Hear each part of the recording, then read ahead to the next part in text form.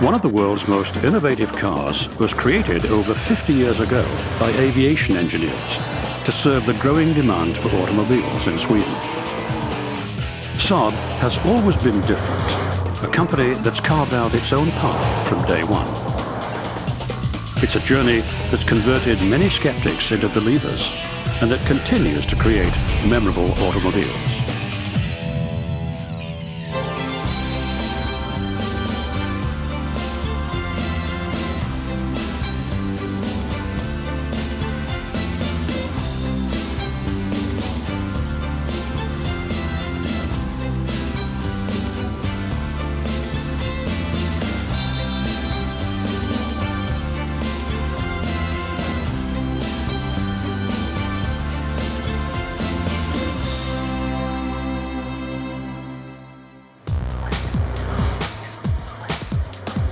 Today, Saab is one of the world's most recognized brands.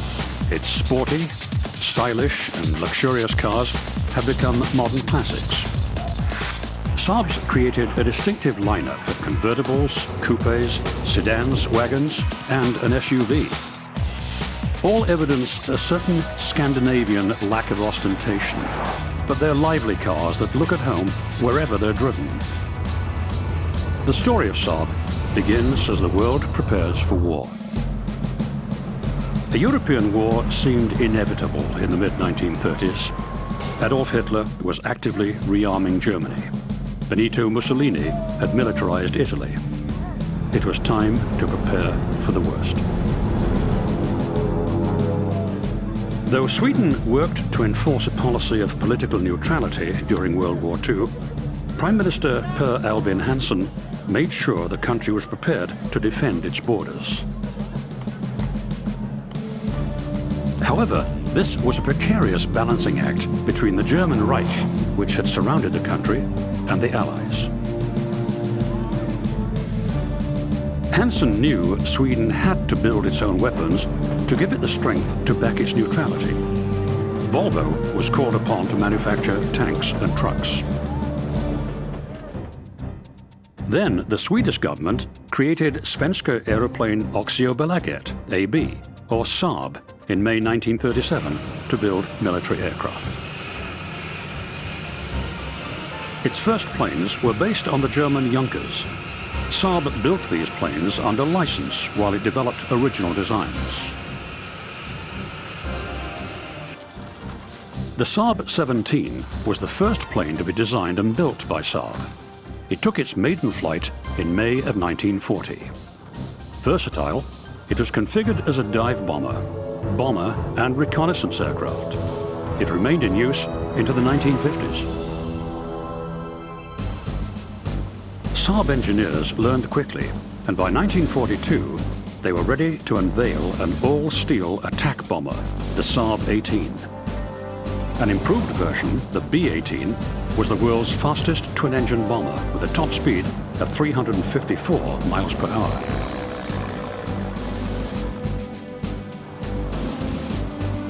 Saab aviation kept improving. By 1945, they developed a lethal single-seat attack fighter armed with cannon and machine guns. This pusher-propeller plane, with the engine in the back, proved to be the ideal airframe to use for Saab's first jet. The 21A became the 21B jet fighter in 1947. Saab's aviation business was soaring, but its managers realized that after the war, it would have to diversify. One product made the most sense: automobiles. To study what kind of car Swedes would want after the war, Saab put together a team of about 15 of its aircraft engineers. Sixten Sasson, a technical illustrator, was charged with drawing the shape of the car, and Gunnar Lundström led the team. Work began in April of 1946 on the first running prototype, the Saab 92001. A car emerged that was different from anything else on the road. Sasson's aircraft-inspired styling was unmistakable. The futuristic first prototype was ready to roll in the summer of 1946. its aerodynamic body had a very low coefficient of drag. The welded all-steel body was pressed as one unit, from the front windshield to the rear bumper. The sleek, unusual car was also front-wheel drive and had a two-stroke engine. This feature, which required oil to be mixed with gasoline, would eventually be a drag on growth. For now, however, the country eagerly waited for the first Saab to roll off the line. After busting a hole in the factory roof so they could install the tall body stamping press, production of the Saab 92 began in December of 1949. People flocked to see the new cars when they hit the showrooms. The company estimated that it could sell 15,000 to 35,000 cars, but it could only build about 1,200 that first year. Since the company had secured a good deal on some surplus moss green paint from the military, all of the first cars were green. Saab began selling cars in Sweden and exporting to neighboring Scandinavian countries. This brought in foreign currency needed to buy imported materials and equipment. Its two-stroke engine was lighter, simpler, and less expensive to manufacture. Two-stroke engines also have the potential to pack about twice the power into the same space, because there are twice as many power strokes per revolution of the pistons. The combination of lightweight and twice the power gives two-stroke engines a great power-to-weight ratio compared to many four-stroke engine designs. This gave Saab engineers an idea about how to build the car's reputation. Success on the rally circuit would get attention and spur sales. Just a few weeks after production began, two cars entered the Monte Carlo rally. They finished, but didn't win. But they kept at it. By the end of the year, the team won the toughest rally in Sweden. Saab was on the map. By 1955, Sasson had prepared an updated version of his winning car, the 9.3. He'd restyled the front end, and the engineers had beefed up the three-cylinder engine. Stock, it delivered 38 brake horsepower, but rally versions tuned it to deliver 65. Drivers like Erik Karlsson began to campaign the cars. After winning the Finnish rally, he said, "You can't drive a car harder than this."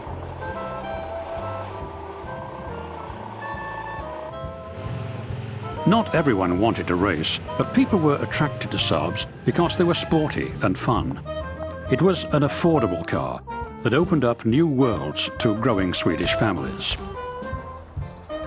They loved the spunky two-stroke engine that could turn a weekend in the country into a rally.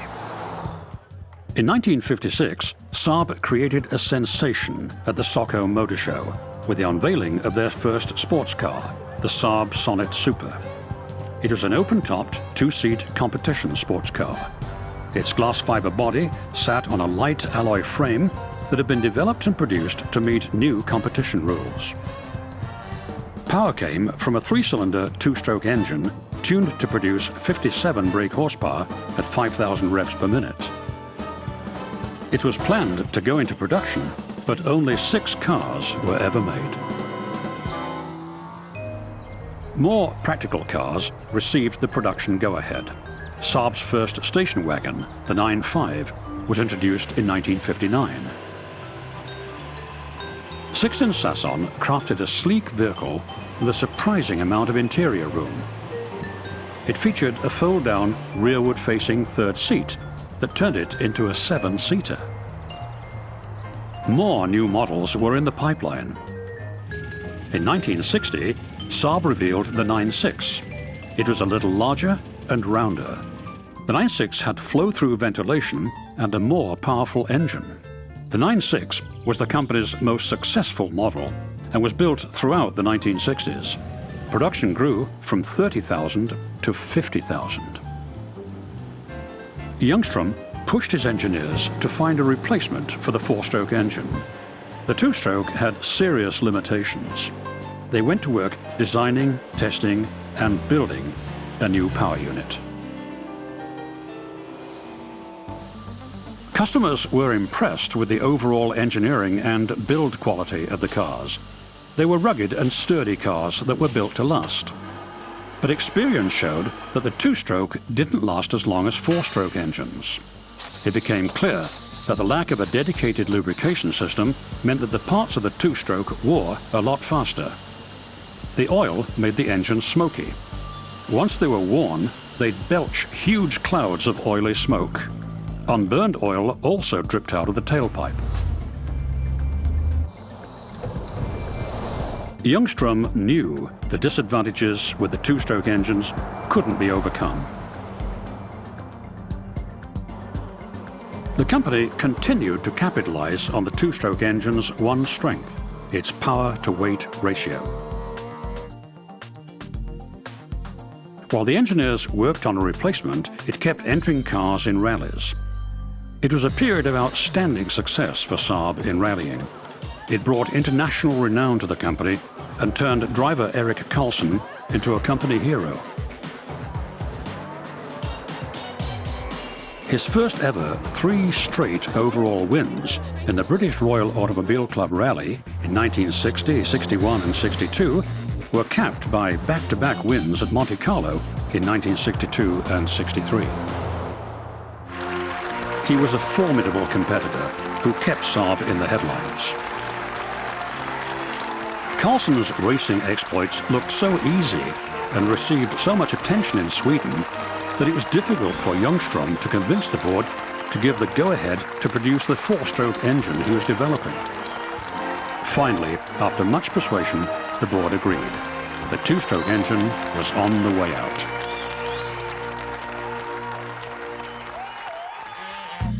In 1966, an elated Ljungström introduced a revised Saab 9.5 and 9.6 with a V4-cylinder four-stroke engine from Ford. The new power plant was an immediate success. But the two-stroke wasn't dead just yet. That same year, when the Sonnet was reborn, it came with Saab's Monte Carlo, a 3-cylinder, two-stroke engine. It was hoped that this two-seat sports car would appeal to American buyers. But in a market where European rally success had little impact, the two-stroke engine had to go. In 1968, the V4 was added, and sales started to pick up. That same year, tragedy struck at Saab. Sixten Sasson died just as a new era was beginning for the company. The two-stroke was history, and Saab was about to launch its most successful model to date. Sweden and the rest of Western Europe was becoming increasingly prosperous. It was time to build a car for the changing times. Saab was ready to serve this more affluent market with the 99. This was a completely new car. The 9.5 and 9.6 were still being made, but the 99 was the wave of the future. Though it was a totally different car, it was unmistakably a Saab. Styling wasn't the only change. The new car came loaded with innovations. It had a larger engine, the company's first automatic transmission, headlamp washers, and deeply padded seats with built-in headrests to reduce whiplash injuries. The 99s initially came with an engine designed by Triumph of Britain. This was eventually replaced by a Swedish four-cylinder engine. As planned, this car took Saab to another level. It was continually improved. To show off its more powerful car, Saabs were once again entering into rally competition.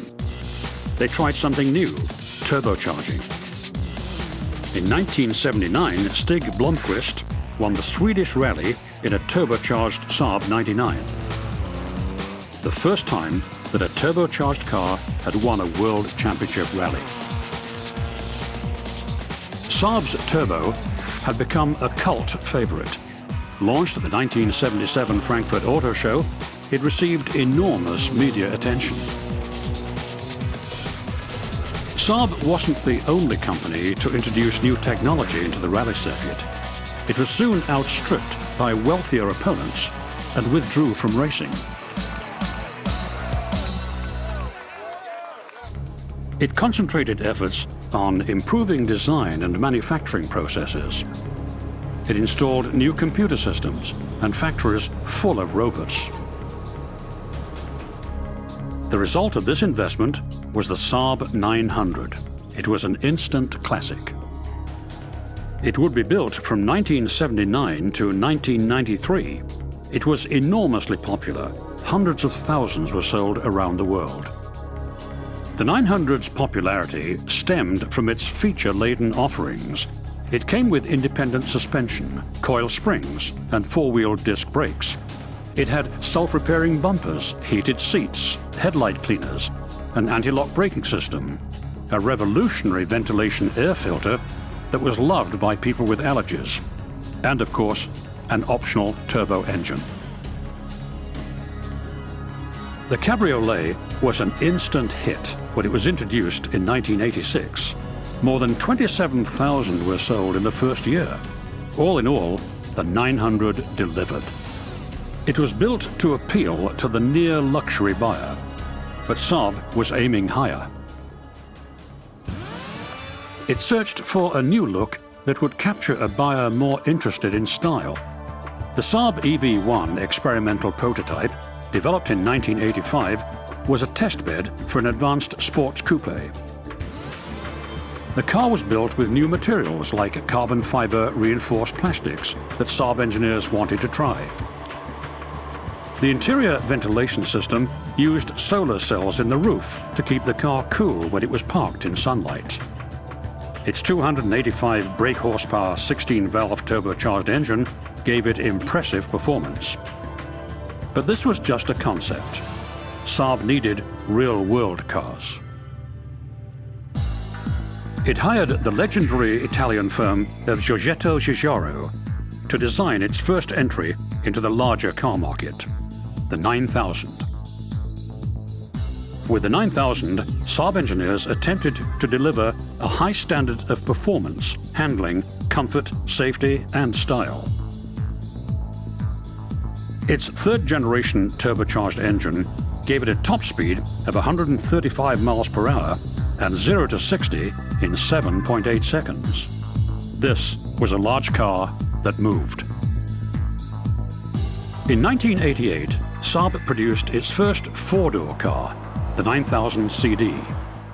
This was a car designed for growing families and the executive class. These innovative new products were increasingly expensive to design, build, and market. The late 1980s launched an era of consolidations. Saab management realized the company needed help to survive. It wasn't alone. Ford had beaten out GM to buy Saab's Swedish counterpart, Volvo. GM turned its attention to Saab. The giant American corporation wanted to add a European luxury car maker to its lineup. Saab accepted its offer, and the two companies announced a joint venture in March of 1990. Saab hoped that General Motors would give it the financial, engineering, purchasing, and marketing resources necessary for growth. But some feared GM would crush Saab's uniqueness. In 1994, the automotive world anxiously awaited the first joint effort, the revamped 900. This was the first time an existing Saab model was replaced with a completely new version in the same market segment. The evolutionary design received a positive reaction from the public, who still remembered the thrill of driving the original 900, and also from those who missed it. In 1994, a revamped 900 Cabriolet was shown at the Detroit Auto Show. Like the rest of the 900 range, it was offered with a new 2-liter turbo engine. The 900 also boasted the first V6 engine ever available in a Saab. Saab's designers have been working on ideas for a new, larger model since the early 1990s. Unfortunately, this project had been repeatedly delayed and eventually scrapped. It was resurrected in February 1993. 7 designers were assembled to begin fresh on Project 640. Each would produce a scale model from which the new car would be chosen. In less than 3 years, the car went from drawing to manufacturing. Saabisms reintroduced for the 9.5 include the clamshell bonnet and the return of the floor-mounted ignition and reverse gear lock that was absent from its predecessor, the Saab 9000. The new 9.5 retained existing Saab design cues and features such as its attention to safety, the curved C-pillar, and the overall ergonomics of the vehicle, especially in respect to the driver. Saab set out to exceed its already high safety standards and make it its safest car yet.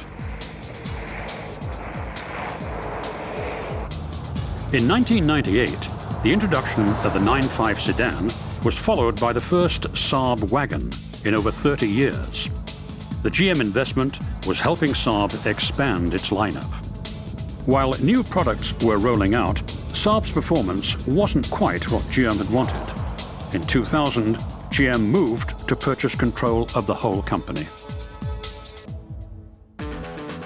The following year, Saab's first concept car since 1985 was shown to the world at the Frankfurt Motor Show.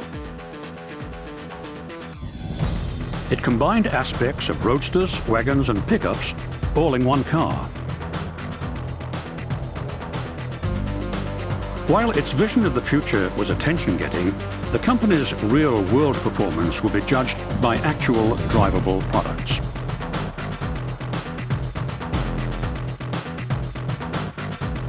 It wasn't a long wait. In 2003, Saab announced a car that was aimed at BMW, Mercedes and Audi, the 9.3 Sport Sedan.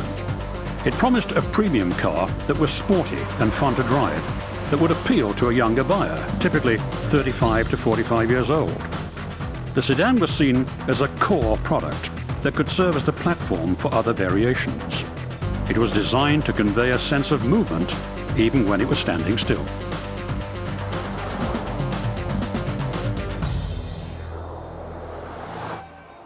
It was proof that GM wasn't standing still. This car was created with the biggest investment program in new models in Saab's history. General Motors spent over $450 million in new facilities and machinery that transformed the old Saab plant into what was essentially a new factory. This large investment began to pay off when the new 9.3 became Saab's best-selling model. Buyers said they liked its sporty styling and fun-to-drive performance and handling. Of course, some liked the 300-watt AM/FM CD infotainment center with its 13 speakers. It came with Bluetooth-capable phones with voice recognition, text messaging, and GPS navigation.